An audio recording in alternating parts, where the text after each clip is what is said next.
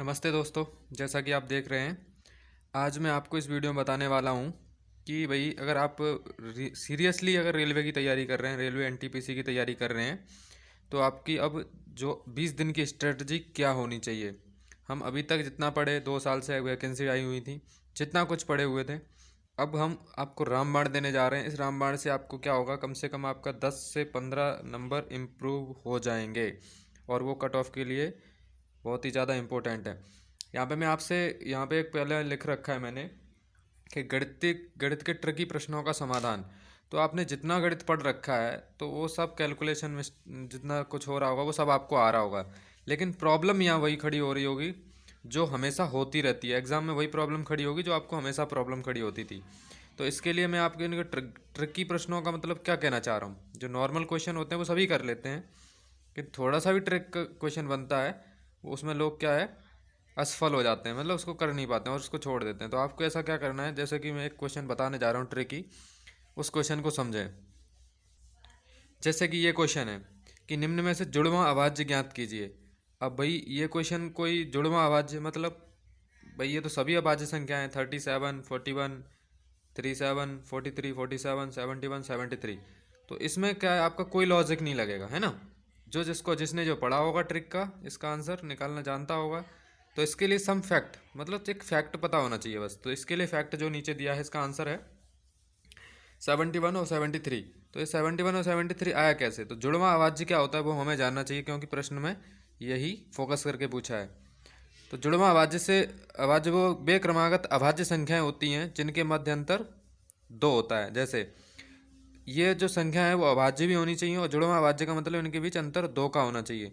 ऐसी अभाज्य संख्याएं जो क्रमागत हों और उनके अंतर 2 का, उनके बीच अंतर भी कितना हो, 2 हो। तो जैसे 71 और 73 है, इनके बीच अंतर भी 2 है और ये दोनों ही अभाज्य संख्याएं हैं, तो ये हो जाएगा आपका जुड़वां अभाज्य। तो इस प्रकार के जो क्वेश्चन है उन पर आपको फोकस करना चाहिए। ये मैथ्स के लिए स्ट्रेटजी है।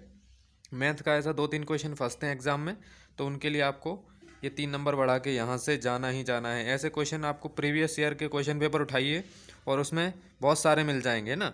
जितने भी आते हैं, टाइम एंड वर्क के आते हैं, दूरी समय के आते हैं, ये सब कर लेते हैं, लेकिन ऐसे ट्रिकी क्वेश्चनों को प्रत्येक स्टूडेंट हल नहीं कर पाता है। तो मेरा ये मैथ्स के लिए आपके लिए एक सजेशन है।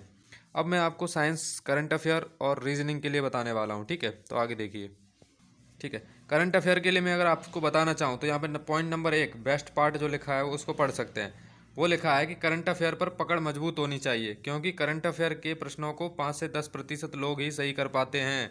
तो आपने अभी तक जो कुछ पढ़ा है उसको भूल जाइए, या भूल जाइए का मतलब ये कहने का मतलब ये है कि जो कुछ पढ़ा है उसको रिवीजन करिए, जो कुछ करना है नया कुछ मत पढ़िए। लेकिन करंट अफेयर पर पकड़ मजबूत कर लीजिए, क्योंकि करंट अफेयर के प्रश्नों को देखा गया है 5 से 10% लोग ही सही कर पाते हैं और सब तुक्का लगा के आते हैं, ठीक है। तो करंट अफेयर को ढंग जितना पढ़ना है उतना पढ़िए, दे दनादन करंट अफेयर का रिवीजन करिए और क्वेश्चनों को ढंग से याद करिए करंट अफेयर के, ठीक है।